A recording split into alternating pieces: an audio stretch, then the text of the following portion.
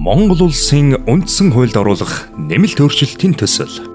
Улсын хурал бүрэн эрхийн хугацаанаас өмнө тарах. Үндсэн хуулийн 22 дугаар зүйл.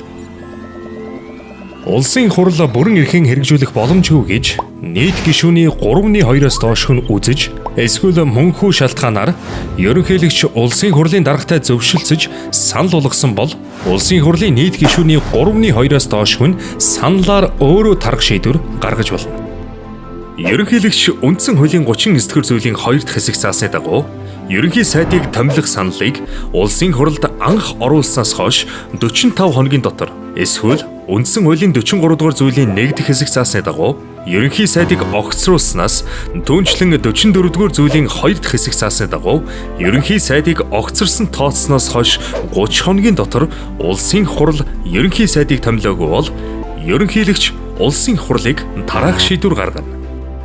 Энэ зүйлийн 2 эсвэл 3 дахь хэсэг заасны дагуу шийдвэр гаргаснаас хойш улсын хурал 10 хоногийн дотор сонгуулийг товлон зарлаж 60 хоногийн дотор явуулна.